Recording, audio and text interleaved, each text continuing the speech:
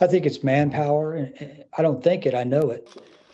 You hear people say, "How do you get that close to the president and take a shot?" Well, let's stop that conversation right there. It wasn't, the acting president has a different protective profile or package, we call it, than the ex-president or a candidate, and so it's smaller. That's just a fact. And from what I'm reading today, is that the Secret Service had relied on the local police, the local authorities to secure that outer perimeter, right? That's their operation for that particular day.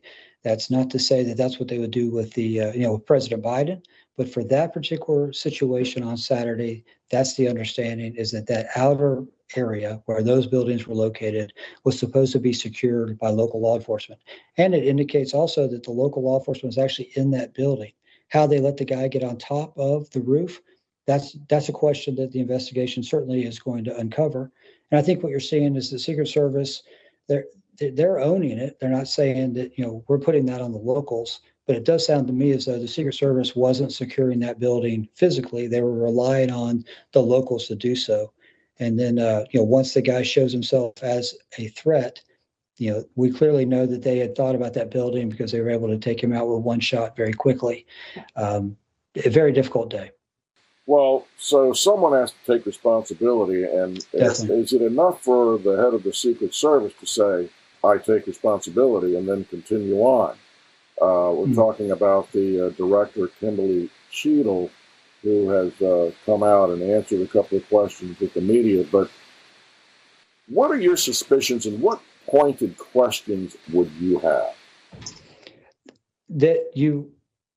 If you're going to do an outside venue, you certainly need more people, and they know that. And if they're asking for more people, you got to give it to them. There's obviously always the dance between the campaign, the candidate, what they want to do, and what security wants to do. An outside venue is exceptionally more difficult than an inside venue. Exceptionally more difficult for all the various threats. Whether or not the Secret Service director is held accountable for it, that's up for politicians and her boss to decide. But certainly someone's got to take responsibility for it, and then just get better. That's the thing. I think two things. One is it shows how incredibly difficult it is to secure somebody in an open area in America, period. It's extremely difficult to do. And second of all, once it happened, the response by what they call the shift was textbook. They got on top of him, they kept him safe, they moved him to the car. So, should it have happened? Of course not. But did they respond effectively to it? They did. They did respond effectively to it. And is this a fireable offense if somebody were to be fired or not?